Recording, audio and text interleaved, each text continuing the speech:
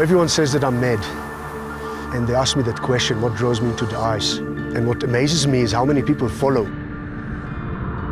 High in the mountains of southern Africa, there are 15 fearless swimmers competing in one of the most extreme races on Earth. With no wetsuits, no protection, they must swim a single kilometer in water cold enough to kill them. They call it a race, but most would call it insanity.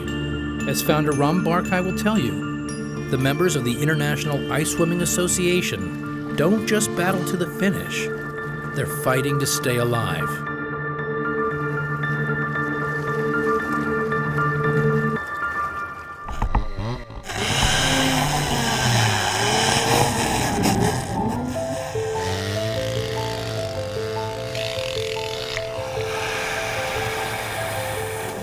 Swimming cold water has become my passion. Okay, we need another task force for these ones, eh? The ice was the icing on the cake. I find the ice extreme. I'm attracted to extreme challenges. No doubt, swimming in ice is a dangerous sport. It's not adrenaline junkie, polar bear type of experience. You actually have to swim 1 kilometer extremely fast in water of under 5 degrees, in just Speedo, goggles and a cap. These are the rules. I founded the International Ice Swimming Association. I'd love it to become a proper international recognized sport. It's a double hit physiologically. It's an ice swim, which is challenging, and you're at altitude. Most of you have not been at altitude before. When we're in Africa, in the mountain of Lesotho, and we found ice, and we're having the national South African Ice Championship. Nowhere in southern Africa you're going to find water 5 degrees or below except for here. Last year we had about 13 national championships like this. We have now swimmers in 28 countries around the world. We're doing an ice swim in Africa, which is a bit ridiculous if you ask anyone. We also think it's ridiculous. It's a massive mental challenge to get in that water and to perform physically for an extended period of time. To keep going takes a lot of mind power, and that's what I love. I love pushing the boundaries in these conditions.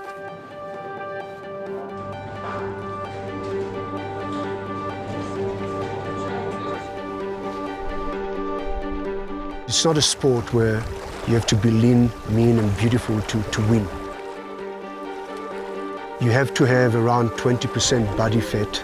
You have to be fit, you have to train, so your body and your mind know how to deal with the shock.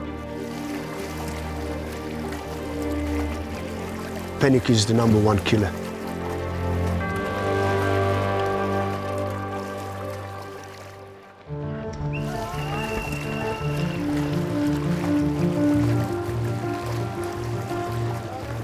Initially, you can't tell if the water is very hot or very cold.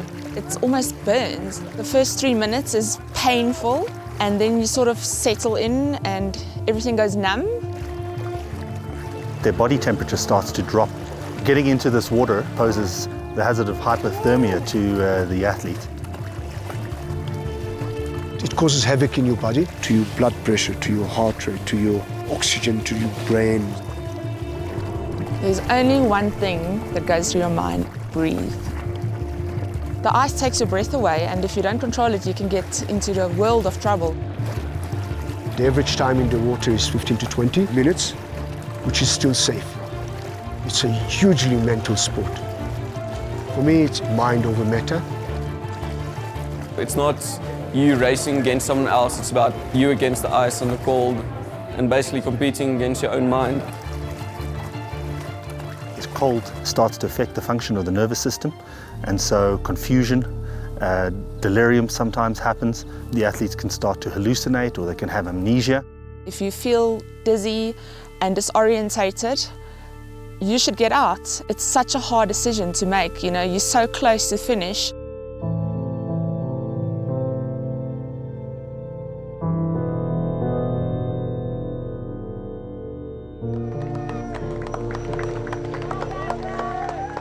As you come out of the water, the brain starts releasing blood from the core.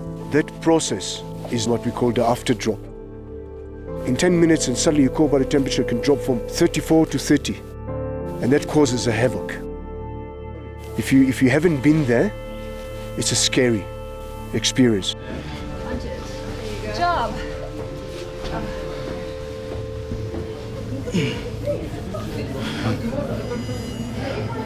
Cover my legs.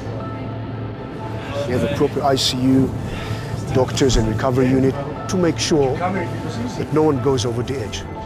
It's literally like going up the roller coaster, you know, that feeling, slowly, slowly, slowly, and suddenly you get there. And when you get there, you'll see people's eyes go like, we call it the devil's look.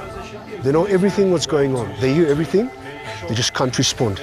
You are in a massive sort of tunnel vision, focused on hanging in there.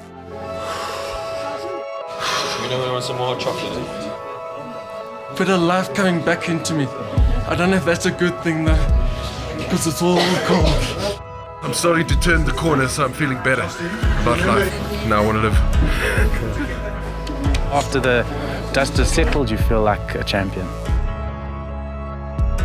Before they start swimming, everyone asks himself, why am I doing this? What am I trying to prove to myself? Guys, well done to all of you. I know it wasn't easy, and I know that not everyone finished.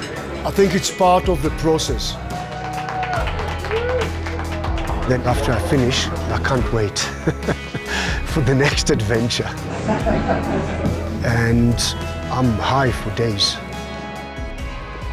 My big dream is to get into the Winter Olympic Games as a sport. It'll be my legacy.